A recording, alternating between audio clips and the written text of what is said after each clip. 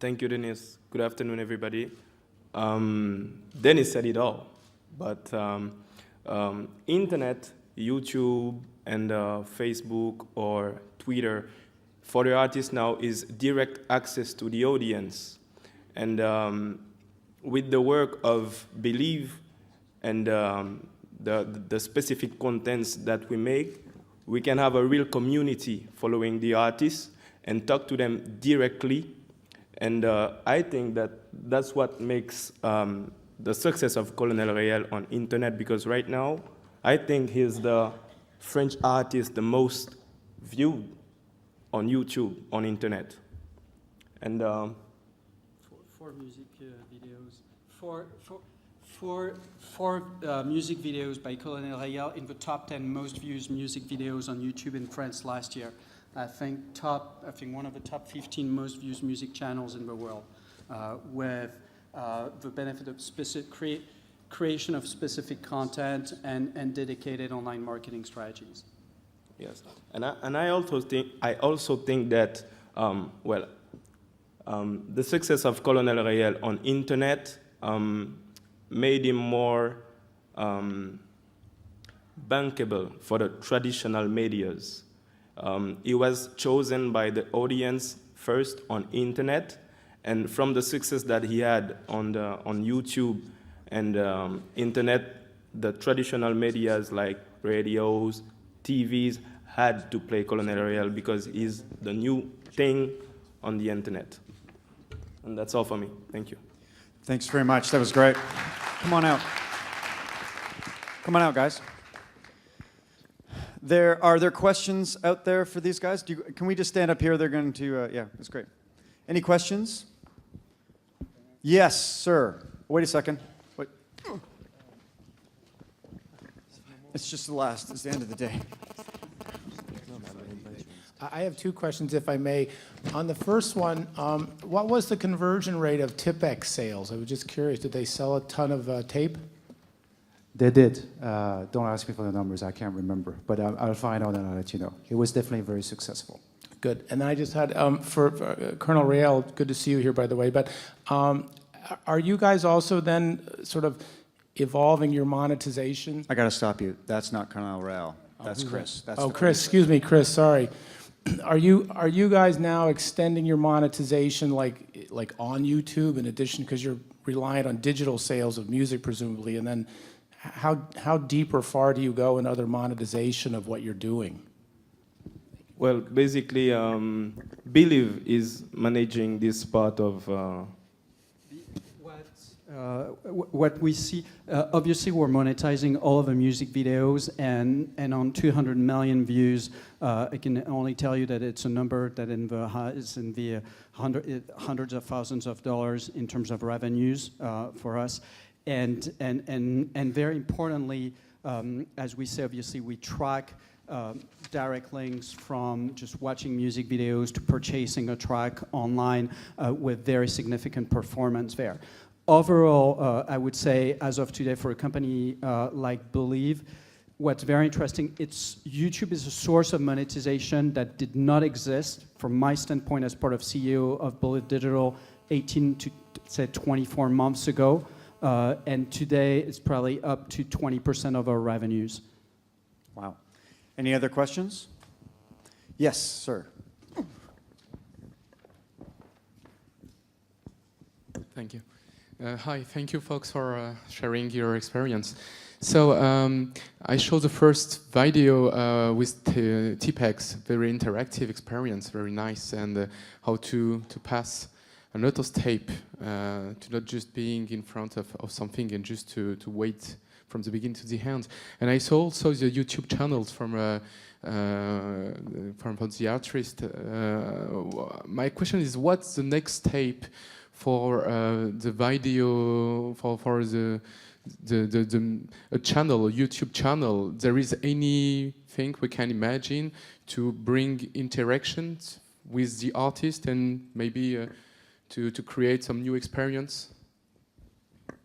Well, I can give you my view. So we as a platform continue to innovate, to make available more tools to enable this interaction. I mean, you saw, for instance, the example I used of Life in a Day, which is sort of a movie that was produced with the help of 80,000 plus people, right? So everybody was a creator and participated in the creation of this new innovative content. So we'll definitely continue to innovate to enable more engagement with the artists, with the creators, more engagement on the advertising side as well. So that's definitely a big part of our plan going forward. One more question over here.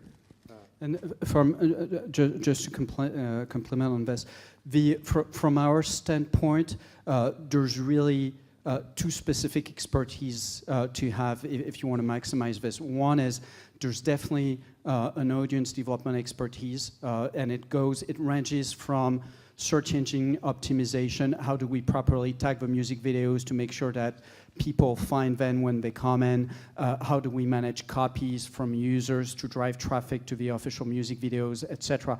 There's a number of marketing techniques that we use to make sure that we drive and build up traffic. And it also ties to another pillar, which is you need to create and use these tools with a specific content production capacity that leverage that interactivity. People can comment, they can post comments. So with Colonel Reyel, we created before Christmas a specific advent calendar. We did post music videos videos specifically created during all of December to keep people engaged. We have a music video chat, etc. So the interactivity with the audience is definitely at the core of how you want to approach it and create content. It's not television content where you're just creating content, putting it up there and hoping people comment. The interactivity has to be thought in with what timing you create the content, how you create it, when you post it online, with what frequency you post it, etc., etc. One last question. Hello. I think this is incredible, and I think Lady Gaga is obviously the prime example of this. How important do you think the technology is? Because Lady Gaga has actually developed with her sort of team around her backplane, a whole dedicated platform. And to what extent do you think it changes your jobs? For Chris, do you feel like you need different skills to actually be a good manager?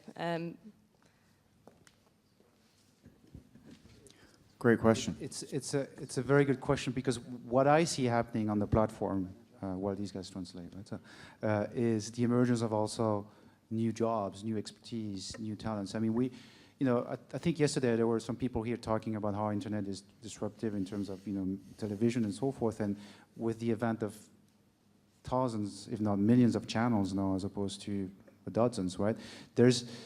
With all this content being online, with all these channels being there, how do you stand out? That's the real question, right? So Dennis talked about this engagement, the expertise that you need to develop, but today there's a real sort of new area around channel building, around channel management, audience development. How do you program? How do you curate? This is all very, very interesting, very, very new. We see more and more companies, we call them multi-channel networks, that are on YouTube managing a network of channels and cross-references, cross-promoting from one to the other, leveraging the engagement, the audience that's there, the subscriber that are already here and listening and waiting for Colonel Reyel as an example to do more online. So there's definitely more to come there in terms of harnessing the power of all these channels. But Chris, do you want to? Yes.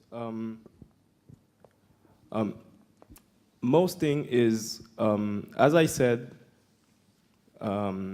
internet, YouTube give us direct access to the audience. This is something new because our type of music is not really mainstream. At first, this kind of music is not really mainstream. But the success of Colonel Reyel on internet, because of this direct access to the audience, made him important for traditional medias. So it changed everything. And right now what we have to do is create bridges in different ways, create bridges between the virtual world and the real world to touch the people. and to have a real community following the artist.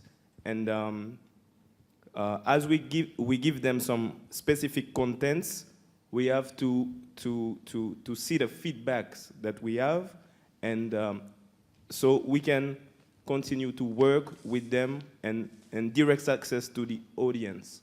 And that's the most important, and it changes the way that we make music, because right now we invite the audience into the studio.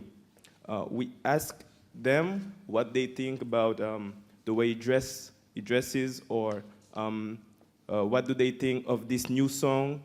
Do they think that we have to put out this new song for the next single? And so that you have a real community, and we call them soldiers because he's a colonel. So we have now soldiers following Colonel Reyel, and everybody is a part of this community. And that's the most important thing, and the difference from before, that we really depended from the traditional medias before. And right now, it's different. I got one more question back here, sir.